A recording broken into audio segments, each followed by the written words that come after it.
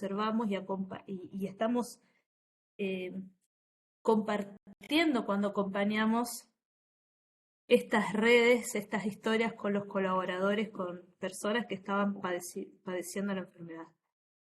El modelo de contactos paciente cero, este es el modelo que está en los manuales de tuberculosis, que tiene que ver con un registro epidemiológico, es que parte, como ven, es espacial y nos interesa justamente como tres lugares claves: la vivienda, el lugar de trabajo y escuela y lo que llaman como centro lúdico o algunos autores llaman espacios sociales, y la cantidad de personas que se entra en contacto y la cantidad de horas que se está en contacto. Entonces, cuando esto se va a parecer mucho al COVID, lo sé, cuando una persona es diagnosticada con una enfermedad respiratoria, lo que interesa es con cuántas personas estuvo en contacto. Sin embargo, en la práctica se suele restringir este estudio de contactos a la vivienda, ¿no? A la familia. Y se implementan, a partir del sistema biomédico, se implementan acciones de lo que yo llamo segregación, que es aislar al paciente, separarlo, que en algunos casos, cómo resuelven la familia en la práctica, en las condiciones de vida, en algunos casos suele ser aislarlo en una habitación o fuera de la casa, dentro del mismo terreno.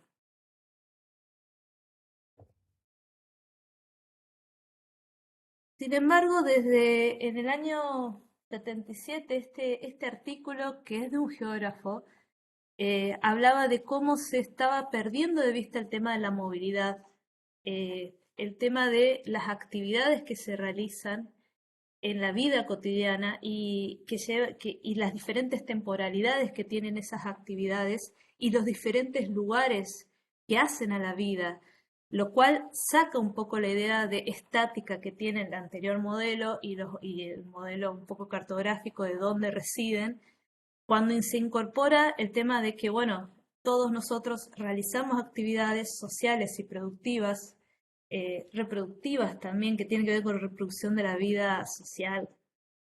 Y estamos también fuera de la casa, haciendo espacio, ocupando espacio también.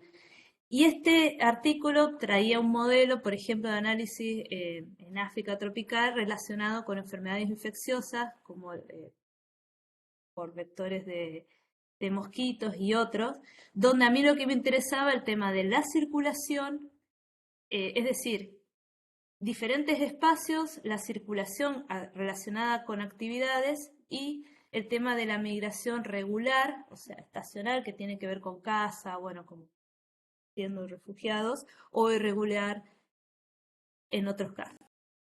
Todo esto me sirvió para pensar cómo llevar a la práctica como metodología en el campo, siguiendo a estos pacientes que estaban en tratamiento de su padecimiento.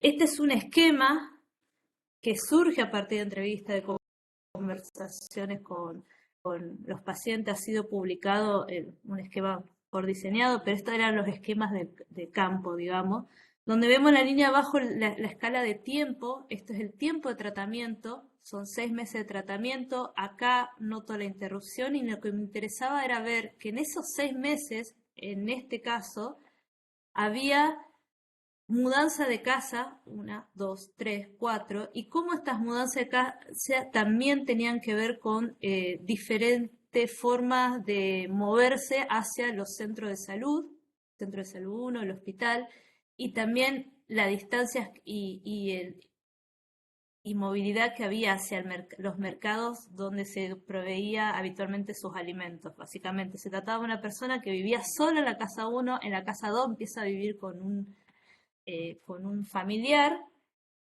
y donde empieza a interactuar mucho una casa de un vecino como extensión de la casa, digamos. Cotidianamente iba a tomar algo, a comer algo en la casa de este vecino.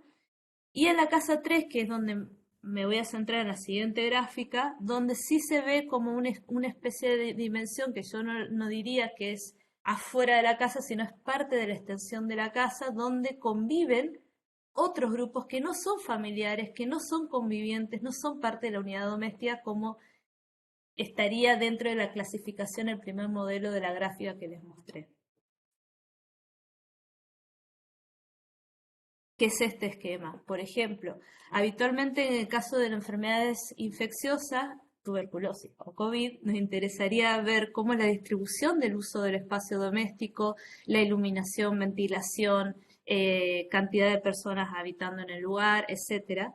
Pero si hacemos un esquema un poco más amplio, un mapeo más amplio de lo que realmente sucede conviviendo en la vida cotidiana, podríamos ver que hay un espacio, que en este caso en el terreno había un amplio espacio como un patio, donde salían y convivían a diario trabajadores de una panadería, trabajadores de una casa de ventas, pero además había una circulación a una casa de un amigo, que es un vecino que estaba a 300 metros.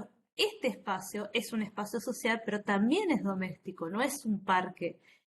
Y incorporar estos elementos, como bien nos recordaba Protero, era incorporar también elementos que tiene, que está, pues, que ha venido discutido sobre toda la geografía feminista, sobre, por ejemplo, ver la diferencia en uso de espacios entre géneros, ver el tema de lo íntimo o de lo social y sus diferencias, eh, ver las relaciones socioafectivas que se tienen con los espacios, los ambientes de ver, concebir los espacios como ambiente de vida y tener en cuenta las condiciones sociales y uso de los espacios. ¿Se me está escuchando hasta ahí? ¿Sí? Sí, sí. Si te escuchamos Ok, bien, tienes 3 minutos. ok.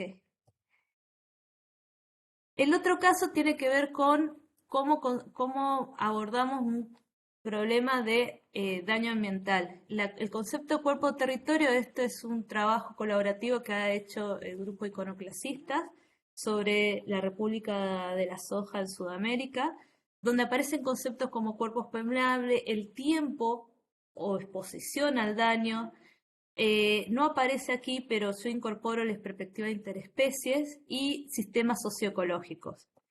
En el caso puntual, es también en la misma ciudad, en otro trabajo, es indagar qué actividades hay en las costas y mares de este lugar donde hay surf, pesca, natación y cuáles son los puntos detectados donde las narrativas refieren daño a la salud, pero también donde hemos constatado eh, vertido de aguas negras, mortandad de animales. Este vendría a ser la distribución, ¿no? El mapa desde arriba, pero visto desde la dimensión más cotidiana y entender que estos cuerpos conciben el territorio como sus ambientes de vida, como parte de su estilo de vida, lo que yo llamo seres anfibios, que son todas estas que, a- que van a la playa y hacen uso de la playa no solo en el verano, sino a lo largo de todo el año, a lo largo de diferentes estaciones, que conocen y ven un territorio en el mar que no lo vemos las personas que no hacemos alguna de estas actividades y que es una visión y perspectiva muy diferente a cómo lo tiene el sector sanidad y los investigadores biologicistas que están solamente centrados en la composición de las aguas, de los muestreos, sin considerar a la parte de interrelaciones que hay entre especies y las actividades que realizan las personas. Por ejemplo, también utilizar el mapeo para ver y la periodicidad para ver, por ejemplo, esto ya está publicado, esta es una descarga de aguas negras que duró 7 días continuos hacia la costa en una zona de playa pública o ver, por ejemplo, recorrer la zona puertaria y las descargas perdón, en las pérdidas de hidrocarburos, aceites y otros que también generan daño a especies humanas y no humanas. Detectar justamente la mortandad de aves marinas y mamíferos marinos. Esto fue un evento entre abril y junio que todavía sigue pasando. Y ver también las reacciones, las actividades, pero también las reacciones que tienen las personas que habitualmente, que yo les llamo seres anfibios, un contacto cotidiano, continuo con las costas. Esto es replicar un poco el mapeo Cuerpo Territorio que hizo Iconoclasista junto a el Grupo Socioambiental de Rosario, que les mostré anteriormente, pero acá a mí me interesa incluir este cuerpo de este ser anfibio junto a las otras especies y decir que estas problemáticas que he observado, que se ha detectado a partir de la etnografía, pero también que se ven en las narrativas, producen diferentes tipos de enfermedades detectadas por la biomedicina y otros que no, inclusive incorporar la ansiedad y la tristeza que genera el daño ambiental en estos ambientes de vida, en diferentes especies. Incorporar también, o sea, las demandas que existen de estos grupos sociales, que esto es una actividad que se hizo el 7 de octubre, donde precisamente se está diciendo, están afectando nuestro modo de vida, nuestro territorio, nuestros cuerpos. Y acá viene otra cuestión no sé cuántos minutos me quedan. Ya se acabó tu tiempo. Ah, bueno. Bueno, queda como para discusión el tema de la diferencia de lo que se va a hacer, lo que sigue, pues esto continúa, de metodologías participativas en cuanto a mapeo, que es que se está haciendo, y colaborativa, como fue el primer caso con el tema de la tuberculosis. Muchas gracias. Muchas gracias, Eva. En el espacio de preguntas y respuestas seguro podrás complementar. Pasamos la palabra mientras tanto a Rubén Ismael Tobar, por favor. Hola, muchas gracias. Buen día. No sé si se escuche. Escuchas bien. Un segundo. Voy a compartir. ¿Me avisan si por favor se ve? En modo presentación. Listo. ¿Lo alcanzan a apreciar? Se ve muy bien. Perfecto, muchas gracias. Bueno, me da mucho gusto estar en esta mesa el día de hoy y compartir con las ponentes sobre temas tan interesantes, sobre estas cartografías expandidas. Y a mí pues lo que me toca un poco hoy es hablarles acerca de la aproximación al textil como un espacio geográfico de narración. El enfoque de aproximación desde el cual parto es el enfoque humanístico de la geografía cultural. Yo soy geógrafo cultural y en este enfoque nuestras bases filosóficas van a ser la hermenéutica y la fenomenología, pero dado que el tópico que nos atañe es el textil, va a haber consideraciones desde epistemologías muy diversas de los pueblos originarios, de geografías racializadas, de geografías morenas, geografías descoloniales, de la cotidianidad, ordinarias y por supuesto del arte. A través de la investigación de los textiles, lo que hago es recurrir, o lo que hacemos los investigadores de los textiles es recurrir a otras geosofías, un concepto propuesto por Wright, que son filosofías de la Tierra en general, partiendo de la premisa de que los saberes geográficos pues son inherentes al ser humano, somos seres espaciales que vivimos y construimos nuestros paisajes y lugares y no nos vamos a restringir a la labor académica.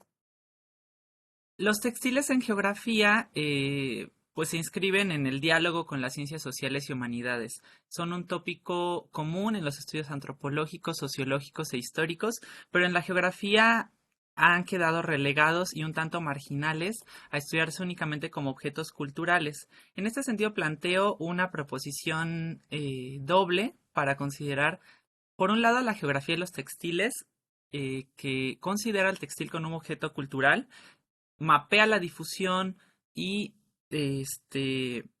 las regiones textiles, y por otro lado, una geografía textil que considere al textil como un espacio geográfico, como una microgeografía, y en este caso de esta mesa, como una cartografía expandida del cuerpo. En este sentido, podemos hablar de conceptos como el espacio textil, el paisaje textil y vínculos entre territorios y textiles. Asimismo, en este diálogo con ciencias sociales y humanidades se puede hablar de historias textiles que nos suscitan pues aquellos textiles que portamos, que conocemos y que podemos narrar, e imaginarios textiles. Rubén, Algunos de los... un poco más despacio, por favor, por la interpretación.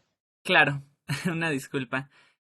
Algunos de los trabajos realizados que he tenido la oportunidad de hacer son los siguientes. El primero fue un trabajo etnográfico con mujeres portadoras de textiles tradicionales y fue lo que motivó a esta proposición sobre la geografía textil. Inició en 2022. Todo esto es una investigación independiente.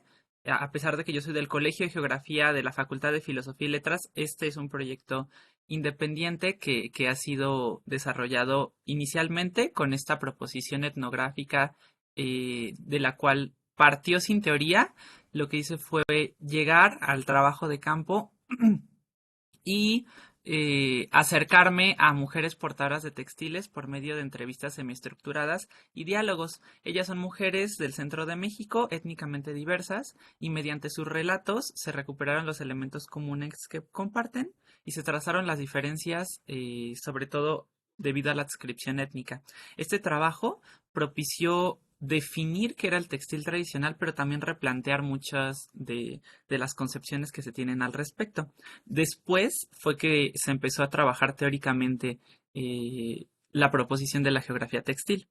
Otro de los trabajos fue un taller de cartografía corporal orientada hacia la reflexión del uso textil, que les comentaré en un momento.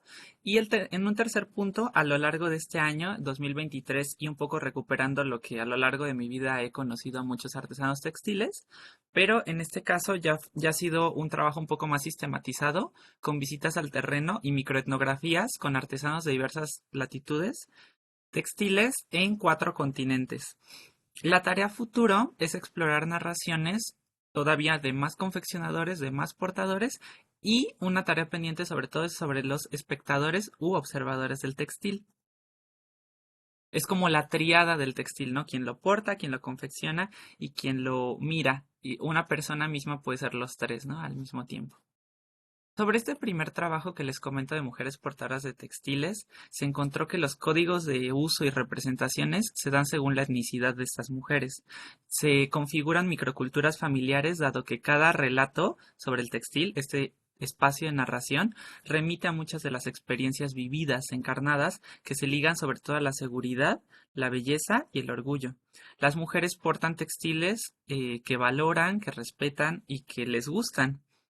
Todas ellas viven experiencias espaciotemporales al portar el textil y les otorgan diversas significaciones y cargas simbólicas. Aquí podemos observar cada una de estas mujeres dentro de estos diálogos que establecíamos escogía un textil y narraba ese textil. Estos son los textiles escogidos en este caso por Eneida, que es una mujer zapoteca del istmo de Tehuantepec, de Juchitán. Y estos dos fueron 2 textiles que al compararlos me propiciaron esta pregunta sobre redefinir qué es el textil tradicional, pues ambos fueron escogidos por Eusebia, que es una mujer nahua de Veracruz, acá en México. Uno es un textil bordado y otro es un textil más bien que se le llama indígena moderno, que no por ello deja de ser tradicional, pues se diferencia de los hechos por cualquier otro grupo étnico del país, pero con materiales distintos y con obviamente no las mismas técnicas tradicionales que se desarrollan en este otro textil. Dentro de las visitas y diálogos con los diversos confeccionadores, artesanos textiles, he podido conocer sobre las técnicas, sobre los discursos, sobre los relatos, las motivaciones y las tradiciones textiles, todos los símbolos plasmados. Aquí dejo, por ejemplo, el caso de un artesano textil nubio, es un grupo indígena de Egipto. En la parte de abajo, sobre los Amazigh, que es un grupo indígena en Marruecos, y en este caso con una artesana textil con quien pude dialogar en Bulgaria. Ella se dedica en Sofía, en el Museo Etnográfico de Sofía, a divulgar el arte textil y explicar los simbolismos de este arte búlgaro que está cada vez en mayor riesgo. Entonces, la conceptualización del espacio textil partió desde la experiencia y los diálogos y se revisó teoría y con base en la propuesta de Harvey sobre el espacio que está nutrido por la teoría lefebvriana, se proponen 3 niveles no excluyentes, sino que se van envolviendo uno a otro sobre el espacio textil, como un espacio absoluto que es material, que es medible, que es recortable y cuantificable e incluso georreferenciable, como en este caso el Atlas de Textiles Indígenas que maneja la revista Arqueología Mexicana acá en México.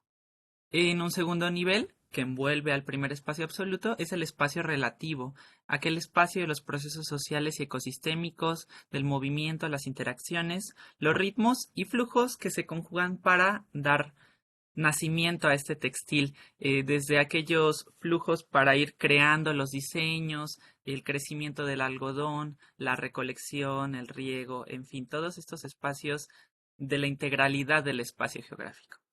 Y un espacio-tiempo relacional, que va a ser un producto de las relaciones sociales, donde se narra la memoria colectiva y es fuente de imaginarios.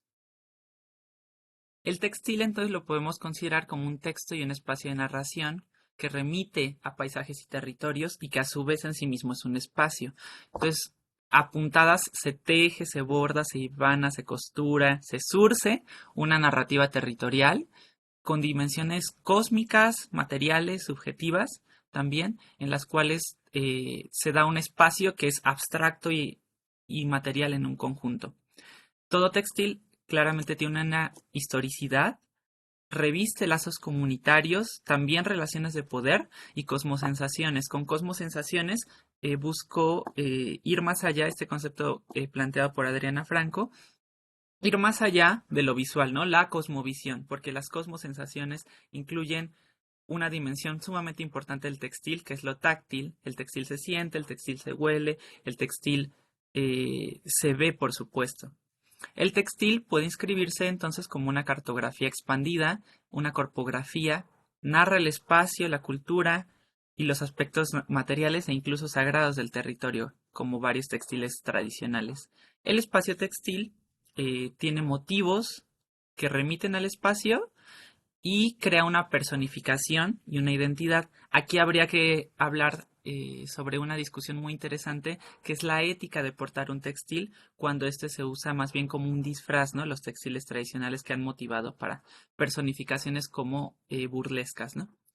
Y con el textil somos leídos y tratados, como dice Gómez Grijalva, una mujer maya guatemalteca, lesbiana, que al usar los textiles tradicionales no era leída como lesbiana. Entonces es bastante interesante la historia que nos cuenta y cómo un textil nos puede encasillar o no incluir en ciertos grupos identitarios de los cuales somos parte también. Para ello se propone recurrir, por supuesto, a la iconografía textil, a las narraciones de portadores, confeccionadores y observadores, a las revisiones histórico-geográficas del lugar donde se realizan y se portan los textiles, y algunas propuestas muy interesantes desde México que he estado revisando durante este año son las siguientes, ¿no? Y que muchas de ellas son recientes. La faja ralámuli como un entramado cosmológico, el tzequil chamula como un texto, el mamal nahua como sujeto-objeto y la huella sagrada en la iconografía del Quexquemit nahua en la Huasteca. Es decir, los diálogos para entender al textil desde las ciencias sociales y desde la geografía están abiertos.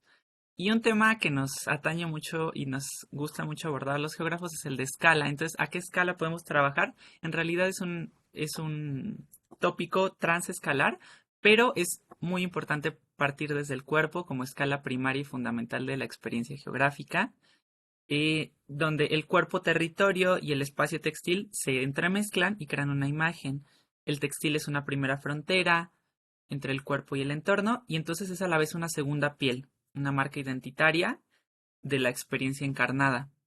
Es como nos mostramos y presentamos al mundo nuestra identidad y la narrativa del propio textil.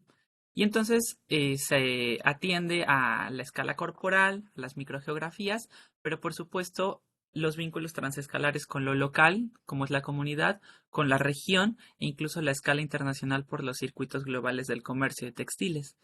También se puede incluir otros tipos de textiles que no solo sean prendas, sino como les mostraba en una fotografía anterior, los tapetes, que son objetos sumamente importantes en el espacio doméstico y que remiten a narrativas territoriales, tanto micro como macro del propio espacio donde se inscriben. Entonces, hablando justo de este vínculo cuerpo-textil, se desarrolló un taller de cartografía corporal en mi escuela, en la Facultad de Filosofía y Letras, en una serie de jornadas autogestivas, donde por medio de las metodologías de la corpografía se fue dirigiendo este taller, pero al final se dio una reflexión sobre el textil, y en este caso, en la imagen de la derecha, se habla como el textil, esta persona dibuja, crea una corpografía efímera, como dibuja el textil como una segunda piel.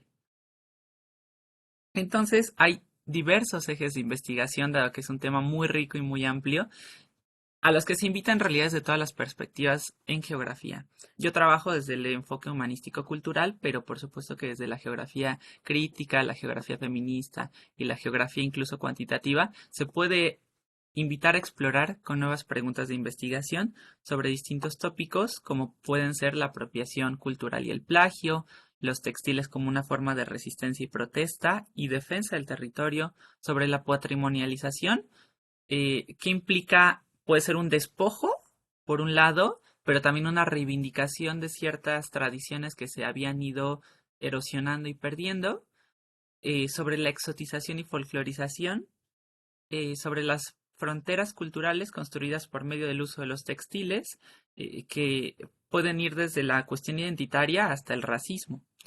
La difusión de estilos y materiales textiles, que es un tema que es mucho más tratado.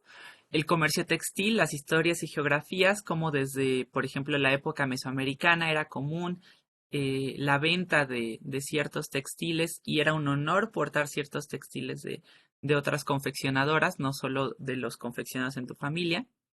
Las implicaciones ambientales de la industria textil, podemos hablar del fast fashion y de textiles no tradicionales, textiles modernos, y qué implica esta transición eh, en- del- de la moda lenta, digamos, al fast fashion y al ultra fast fashion. Hablar de la alta moda y la alta costura, y por supuesto de las metáforas textiles en el territorio, ¿no? Cómo se tejen territorios, cómo incluso hay mapas ya textiles, verdaderas textiles que son mapas comunitarios o mapas personales, y otros tópicos que se ligan a los textiles.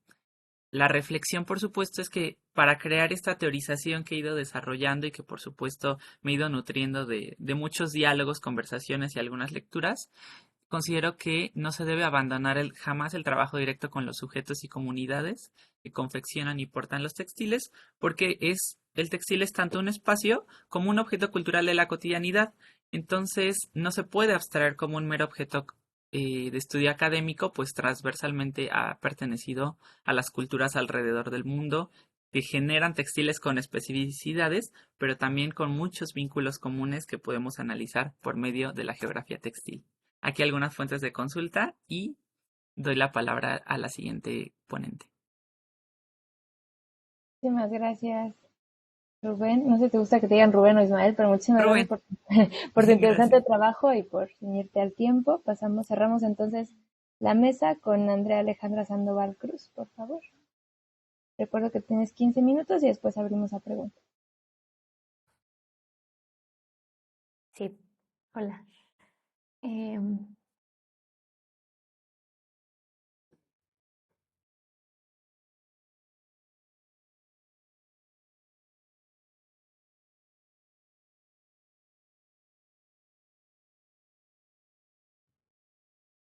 Ya voy.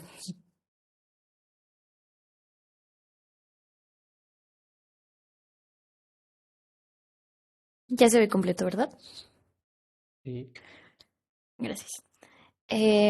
Bueno, yo les voy a exponer de un proyecto en el que participé por medio de mi servicio social con otras compañeras y del cual ahorita estoy haciendo mi tesina.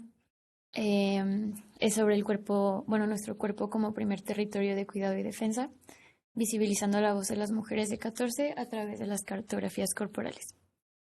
Este fue un taller que realizamos justo en el municipio de 14. Y bueno, primero como unos antecedentes, eh, es que es un proyecto de investigación en salud comunitaria y pues hace algunos años en el altiplano potosino se introdujeron agroindustrias avícolas y porcícolas que trajeron consigo, pues, entre otras cosas, la explotación de recursos, principalmente el agua, y también una mala gestión de residuos, ya que trasladaban alrededor de 200 toneladas de excretas que provenían de estas granjas desde Vanegas, que es un municipio colindante con 14, y lo trasladaban a un predio ejidal en el municipio de 14 con el propósito de ser compostado.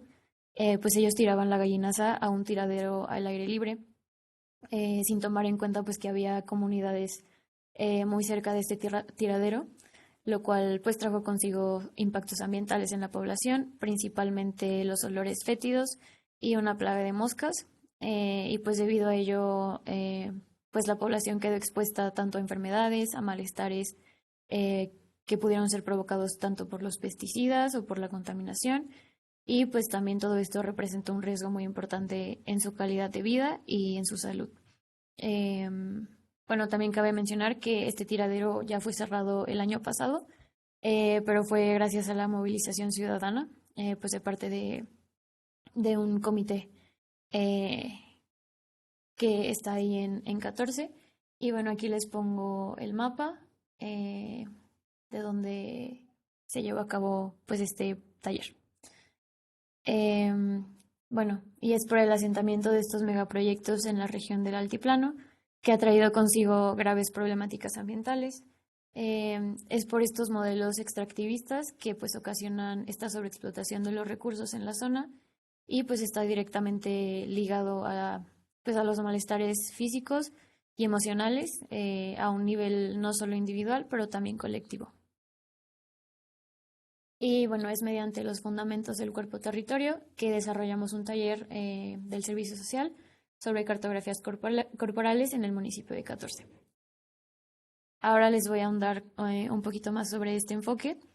Este enfoque fue propuesto o bueno, como profundizado por las geógrafas feministas, que pues tiene como esta premisa de decir de las categorías de territorios en espacios y cuerpos femeninos, y es básicamente pues que el territorio y el cuerpo tienen una pues esta relación inseparable, o sea, lo que el cuerpo experimenta pues también lo va a experimentar el territorio, o lo que pasa en el territorio pues está directamente pues ligado a nuestro cuerpo, también pasa en nuestro cuerpo. Y pues es la escala más micro del territorio donde podamos observar estos cambios y estas configuraciones sociales. También es posible que en nuestro cuerpo se plasmen pues todas estas desigualdades que como mujeres en nuestra sociedad pues sufrimos, tanto sociales, políticas, económicas y culturales. Y también busca analizar las transformaciones y daños que sufren las mujeres en territorios en conflicto, ya que cuando un espacio se encuentra amenazado o contaminado, pues esto repercute directamente sobre los cuerpos femeninos, causando consecuencias negativas pues en las mujeres que habitan estos territorios. Y a causa de esto, pues es que este concepto de cuerpo-territorio como metodología, pues es una forma de diagnosticar conflictos territoriales, y pues también nos proporciona una oportunidad de iniciar pues un proceso de reconocimiento por medio de las cartografías corporales como forma metodológica. Este fue el planteamiento para llevar a cabo el taller. Lo basamos en estas 3 preguntas de cómo involucrar a las comunidades y a los sujetos cuya vida es afectada por los extractivismos en el estudio de las realidades que los afectan. También cuáles eran estas percepciones de los sujetos y comunidades en relación al cuerpo, a la salud, al territorio, al cuidado, el ambiente y la vida, y cuáles son los cambios e impactos en los cuerpos y en las emociones de quienes viven en estos territorios extractivistas. Los objetivos del taller que planteamos fue pues visibilizar las tramas existentes entre el territorio y el cuerpo de las mujeres de Estación 14 y de localidades cercanas. También nombrar el disfrute, así como los dolores y malestares que el cuerpo vive en esta relación, y también habilitar un espacio de compartición colectiva para plasmar estas percepciones.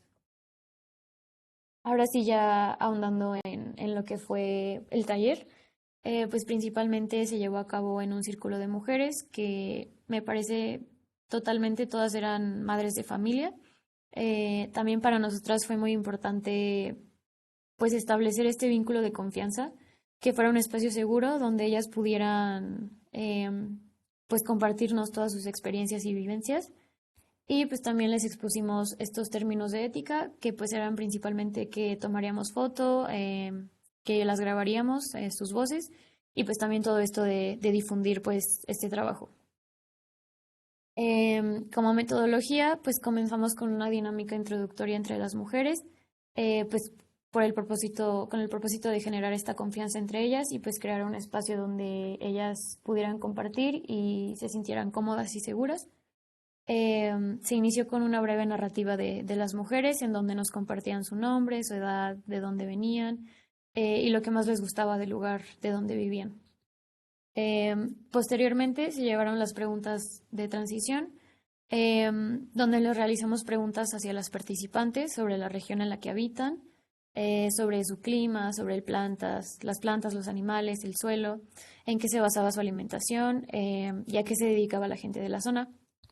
Y pues con estas preguntas fue posible que las mujeres describieran pues su región y profundizaran sobre el panorama actual que cada una de ellas vive, también sus modos de vida y también las emociones que vienen ligadas a ello. Posteriormente se llevó la actividad 1, que fue un mapeo individual.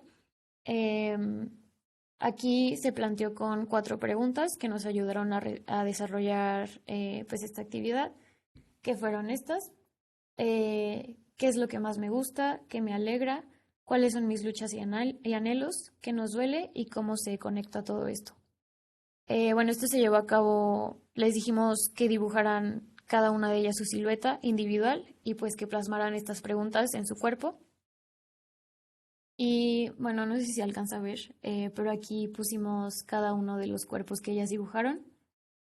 Y posteriormente está el mapeo colectivo, que pues aquí cada una de las participantes explicaba la silueta que ella dibujó, sus cuerpos individuales, hacia las demás participantes y mientras ellas explicaban, nosotras íbamos escribiendo y colocando los post-its correspondiente, por ejemplo, el lado derecho era hacia los dolores y malestares que ellas describían y el lado izquierdo correspondía a lo que les llenaba de alegría.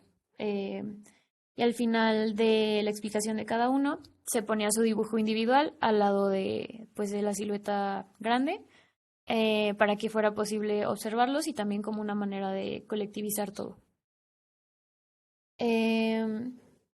Después, ya como cierre, se llegó a una reflexión conjunta con todas las participantes, pues donde fue importante percatar, bueno, que ellas se percataron de que pues muchas identificaron los mismos sentimientos o comparten experiencias similares.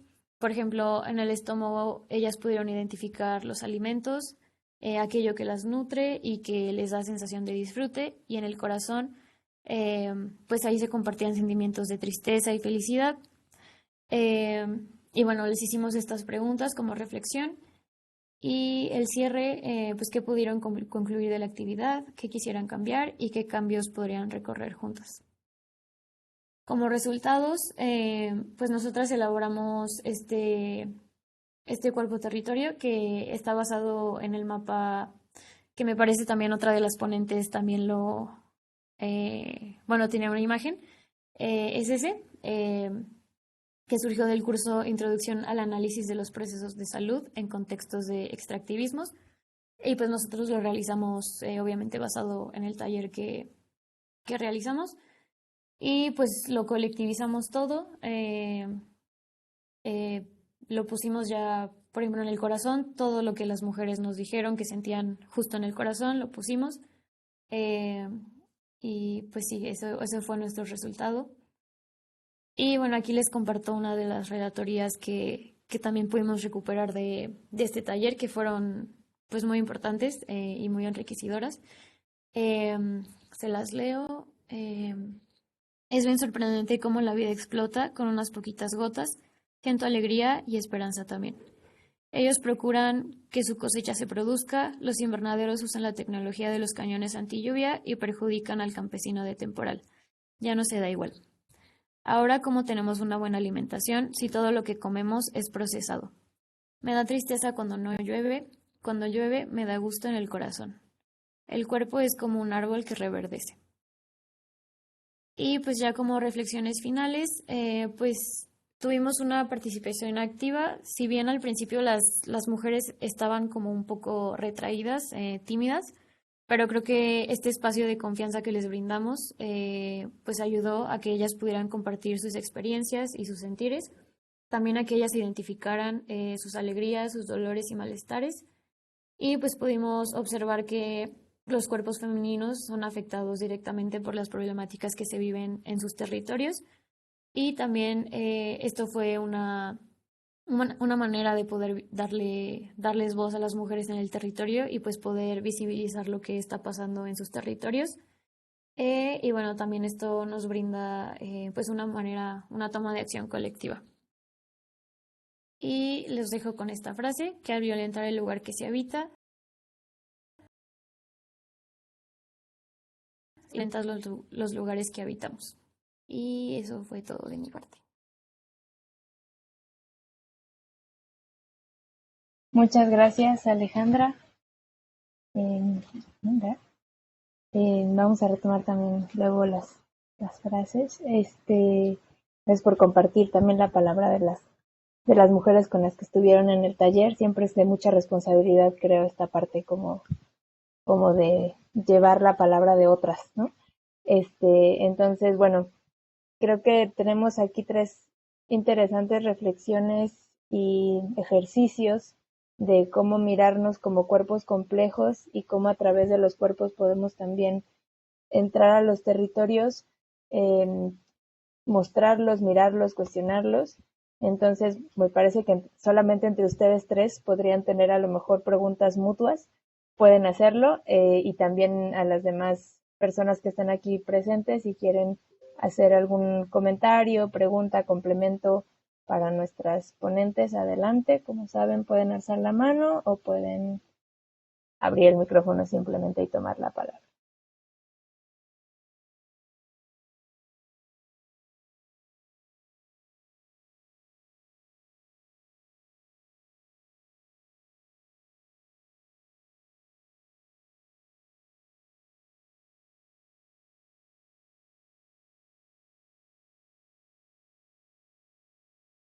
Son muy tímidas. Siempre cuesta romper el hielo, ¿no? Bueno, pues entonces vamos a ayudar un poco. Bueno, me parece que sí, precisamente Eva, pues ya nos decías, nos resulta ahora casi muy familiar lo que decías con respecto a la lógica de, digamos, las lógicas espaciales que se cierran alrededor de un cuerpo, de cuerpos enfermos que parecen una amenaza, ¿no? Para las y los demás. Nos parece familiar con respecto a la pandemia, pero evidentemente son procesos que ya otras personas vivían desde antes, ¿no? Entonces, bueno, a lo mejor si quieres compartirnos también ahí un poco la reflexión respecto a,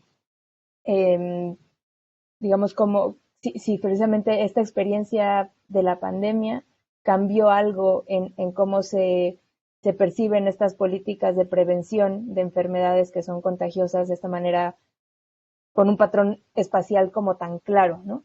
Y aunque también me parece que justo tú estás llevando tu análisis a, sí hay un patrón espacial claro, pero no es lineal, no es unilineal, y cada experiencia concreta nos lleva como digamos, multiplicar un poco más esas necesidades también, ¿no? De cómo prevenir o de cómo también cobijar, ¿no? Porque finalmente no es solamente prevenir contagios, sino cómo cobijar a esas personas que están siendo como ese agente cero o esas cosas que de pronto son tan mecánicas, ¿no?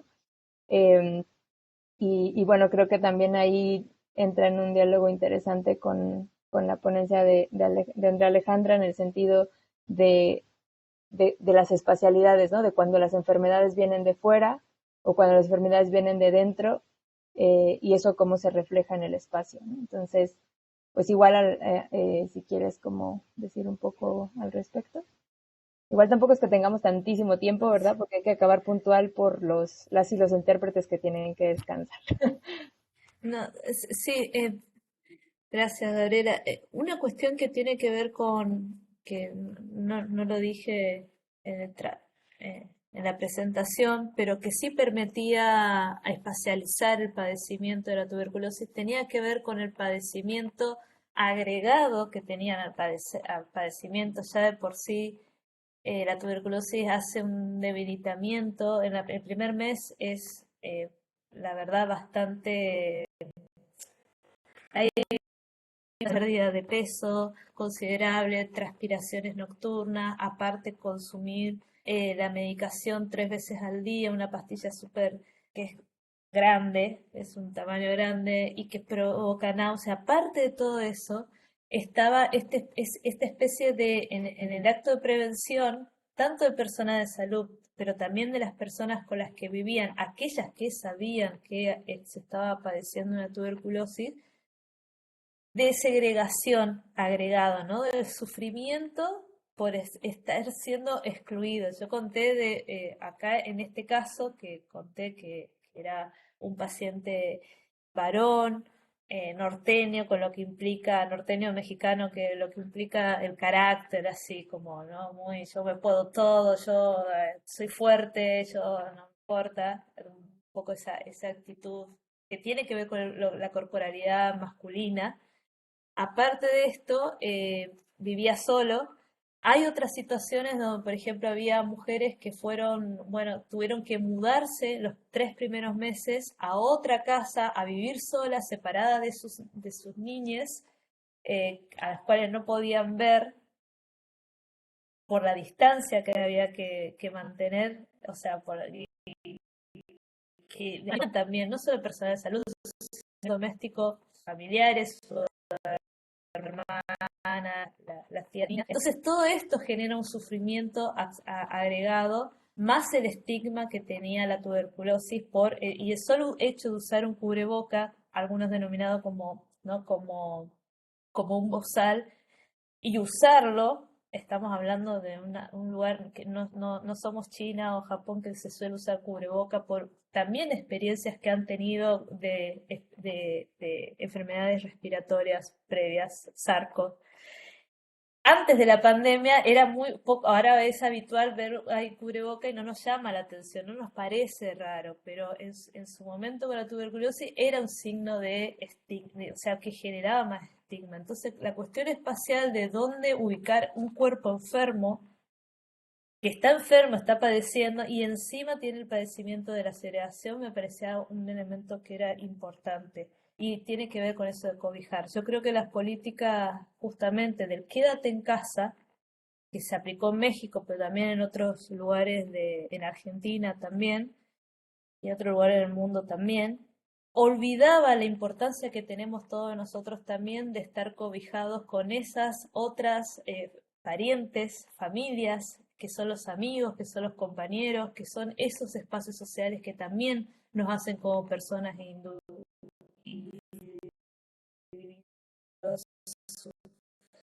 sujetos y sujetas. Y rompe esos lazos de solidaridad que hay que tener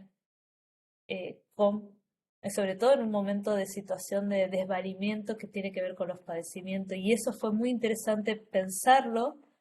Estamos hablando de una enfermedad infecciosa respiratoria, pero podemos pensar en cualquier otros padecimientos si lo espacializamos. Yo siento que dentro de la antropología se sienta mucho en las narrativas o lo que pasa dentro del centro de salud, pero no se espacializa en el sentido de qué significa un cuerpo en un espacio, usando el espacio y las emociones y aquello que tiene que ver con lo propio, el espacio íntimo mío, no sé, todas esas cosas que lo ha analizado creo que muy bien la geografía crítica.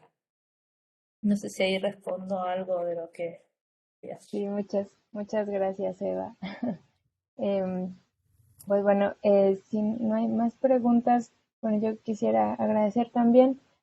Tenemos que cerrar súper puntuales por las personas intérpretes, pero también Ismael, también agradecer la visión que nos compartes. Creo que muchas veces sí se habla de los textiles como, pues se sabe que tienen una dimensión espacial, pero me parece que el análisis que tú presentas de estas diferentes escalas y de mirarlo desde lo individual y lo colectivo, mirarlo como segunda piel, nos ofrece también una mirada refrescante y ahí son digamos, una reflexión también que yo siempre tengo. Yo soy de Chiapas y también es la cuestión de por qué son las mujeres, ¿no? Las que han mantenido los textiles, por qué son las mujeres las que más lo siguen portando y los hombres lo pierden casi sin ninguna melancolía, ¿no? O sea, no pareciera que los que sufran haberlo perdido, al menos en muchas comunidades de México, donde es casi normal decir, bueno, como es niña, se va a poner traje, si es niño, pues no importa, la ropa de la tienda, ¿no? Entonces, bueno, eso es, brevemente, saber si tienes también como algunas reflexiones al respecto.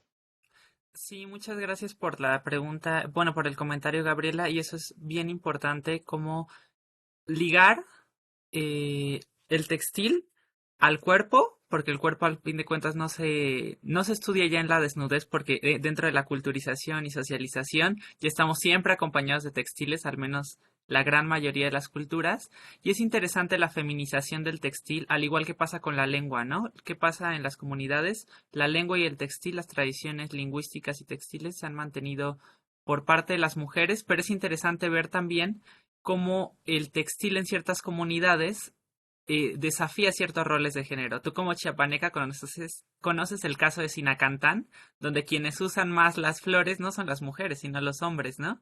Entonces es interesante también ver cómo los textiles en comunidades implican otros roles. El textil wixárika de los wixárika o huicholes también invita a ver cómo ciertos hombres han mantenido ciertas tradiciones textiles, pero es la minoría, ¿no? En realidad se da cada vez más la pérdida en estos ideales como el cowboy, el ranchero, que se han ido adoptando cada vez más. Y también tiene que ver con la migración, de cómo muchos hombres son los que migran, regresan con la ropa adoptada y son las mujeres las que sí mantuvieron estas tradiciones. Son aspectos múltiples que habría que ir tejiendo dentro de estas líneas, ¿no?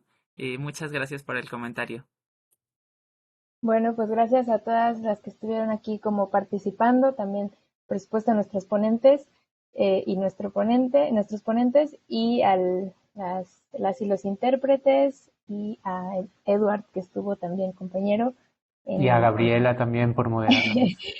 cuidando las cuestiones técnicas. Y bueno, les invitamos a seguir en las jornadas, todavía quedan 2 bloquecitos, así que aprovechen. También las grabaciones serán subidas después al canal del ICCG.